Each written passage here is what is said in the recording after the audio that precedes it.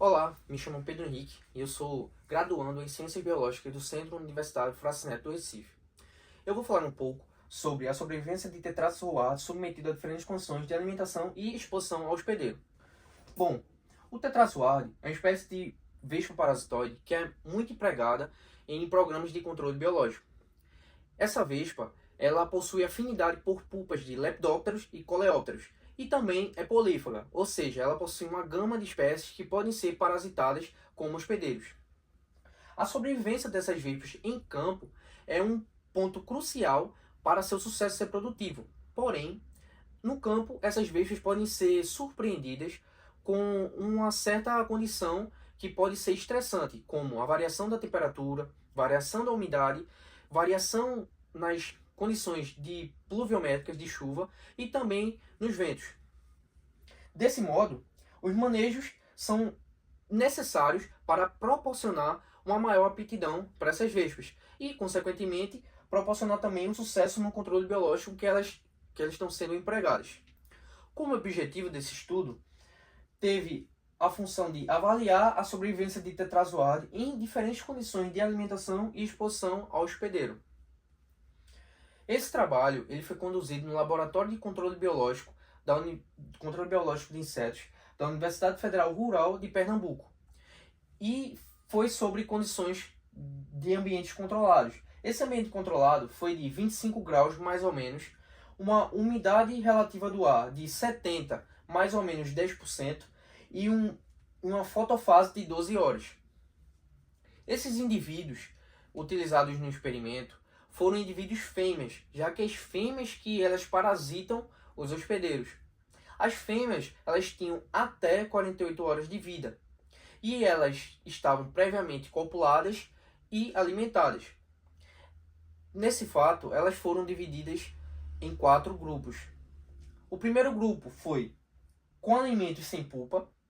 O segundo grupo, sem alimento e sem pulpa. O terceiro grupo, com alimento e com pulpa.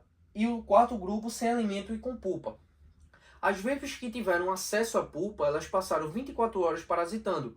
Após essas 24 horas, elas foram segregadas e acompanhadas à sua senescência.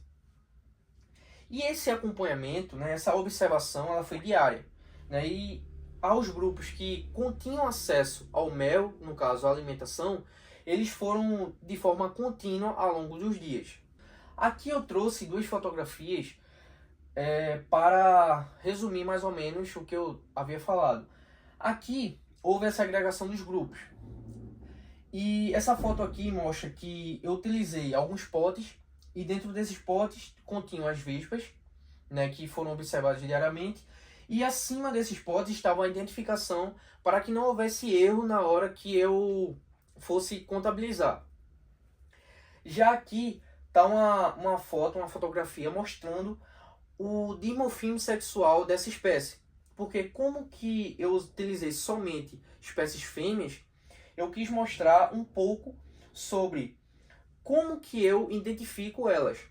E essa identificação vai principalmente pelas antenas, onde as fêmeas possuem todos os segmentos melanizados, já os segmentos da antena. Já o macho, eles possuem só o último segmento da antena melanizado. Outra forma também, mas um pouco mais difícil de ser observada, são as pernas, os primeiros pares de pernas. Eles, nas fêmeas, são melanizados, já nos machos não possuem melanização. Outra forma também, mas não é tão viável, são os tamanhos dos indivíduos, onde a fêmea ela possui normalmente 2,2 milímetros de tamanho. E os machos eles possuem cerca de 1,3 milímetros de tamanho. Porém, não é tão confiável assim, pelo fato que muitas vezes podem acontecer de alguns machos ser até maiores que as fêmeas, dependendo do recurso alimentar na fase larval desses indivíduos. Bom, e como resultados, foi observado que fêmeas alimentadas sobreviveram mais em relação às não alimentadas. Já as fêmeas alimentadas e sem pulpa, elas sobreviveram um pouco mais em relação às fêmeas não alimentadas com pulpa. Já o grupo sem alimento e sem pulpa obteve uma diferente estatística de maior sobrevivência quando comparado com o grupo sem alimento e com pulpa. E aqui está listado a relação do que eu falei acima, só que de forma estatística, com os dados, com os números. Onde o grupo sem alimento e sem pulpa, ele teve uma relação de 5,87 e mais ou menos 0,36 dias. Já o grupo sem alimento e com pulpa teve uma relação de 5,47 e mais ou menos 0,35 dias. Ou seja, o grupo sem alimento com pulpa, ele ainda sobreviveu menos do que o grupo sem alimento e sem a pulpa. Já a relação abaixo, o grupo com alimento e sem a pulpa obteve uma relação de 30,07, mais ou menos 1,01 dias. Já o grupo com alimento e com a pulpa, com acesso à pulpa, ele obteve 27,07, mais ou menos 0,7 dias. Ou seja, todos os grupos que obtiveram um acesso à pulpa, eles ainda sobreviveram menos comparando com os outros. Aqui está listado o gráfico, que também vai simplificar o que já foi dito antes. Por quê? Aqui nesse gráfico está mostrando a relação entre o tempo e a sobrevivência desses parasitoides. E cada corzinha dessa vai indicar um grupo que eu acabei de falar. No caso, o roxo é o grupo sem pulpa e sem alimento. No caso, o azul vai ser o com alimento e sem a pulpa. O amarelo vai ser sem alimento e com a pulpa. E esse em preto vai ser o com alimento e com a pulpa. E aqui se dá para observar que o grupo sem alimento e com pulpa, ele mais ou menos, aqui essa linha que indica a parte ótima, mais ou menos que tem 50% de mortalidade dos indivíduos, e aqui vai mostrar uma média, mais ou menos, desses parâmetros. Onde o amarelinho aqui, ele vai estar indicando que, mesmo sem alimento e com a pulpa, ele ainda sobrevive menos do que o grupo sem alimento e não teve pulpa. Já aqui mostra mais ou menos a mesma ideia. Mesmo sobrevivendo mais, mas assim, fazendo um comparativo somente com os dois grupos, com alimento e os dois grupos sem alimentos, eles têm uma proporção parecida. Onde o grupo com alimento e com pulpa, ele ainda sobrevive menos do que o grupo sem a pulpa e com alimento. Ou seja, todos os indivíduos que tiveram o acesso à pulpa, eles acabam sobrevivendo menos do que os que não tiveram acesso à pulpa.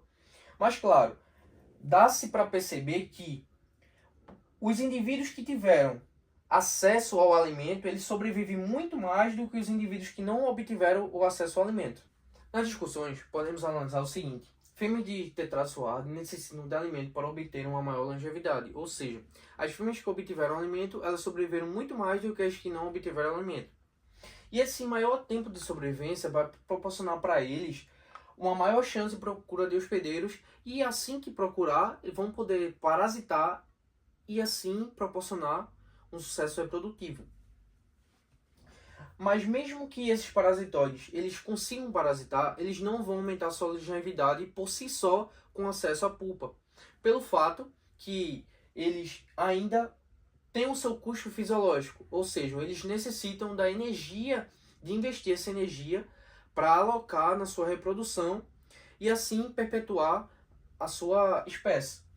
Com esses dados, pode-se aplicar estratégias de manejo a partir das condições ambientais que estiverem no local de dispersão desses indivíduos. Ou seja, a partir de um dia chuvoso, de um dia que está tendo muitas ventanias ou de ondas de calor, pode-se programar a sua dispersão, sabendo desses dados, já que os indivíduos eles conseguem sobreviver um maior tempo quando alimentados. Ou seja, vai ter um adiamento caso alguma adversidade. Mas também, segundo Da Silva e colaboradores, o esfriamento para a diminuição do metabolismo também pode ser uma estratégia que pode ser utilizada nesses indivíduos. Aqui estão algumas referências que eu utilizei para esse trabalho, e aqui estão alguns agradecimentos à UFRPE, ao Laboratório de Controle Biológico de Pós-Graduação da UFRPE e da Unifafiri pelo apoio prestado.